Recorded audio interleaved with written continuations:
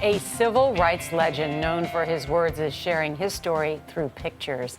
Congressman John Lewis is writing a series of comic books called March. They show historic moments in the struggle for equal rights. Jan Crawford is on the National Mall in Washington. Jan, good morning. I absolutely love this story.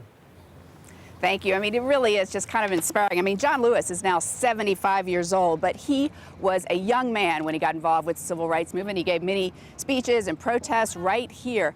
He still believes that change can come about through peaceful protest, and that is a message that he is hoping to convey to young children through these comic books.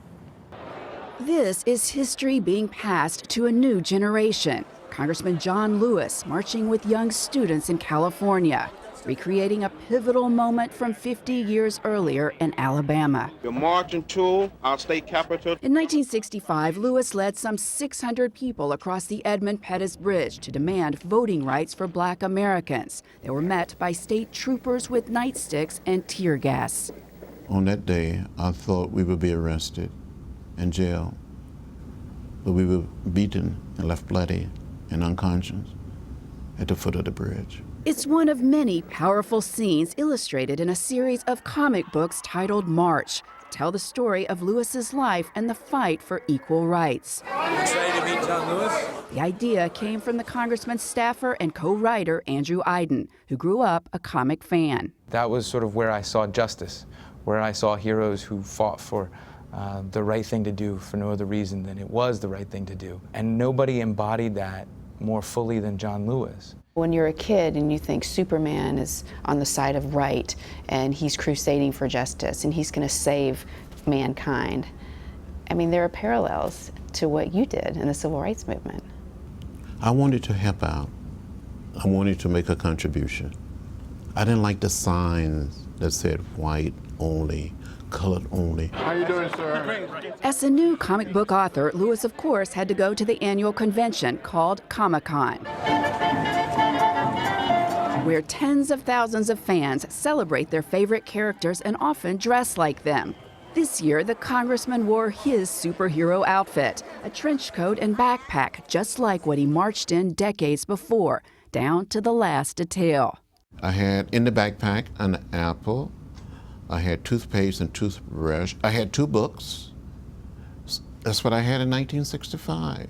Then, surrounded by students, Lewis started walking. He marched the group through the convention hall, and along the way, the crowd grew. I walked with little children, wonderful little children. We marched onto the floor of the convention center, and it was unreal, unbelievable. And this fun of people just walking with us. 9-year-old Valerie Medina and 10-year-old Amira Ali were part of the march. Valerie was holding the congressman's hand.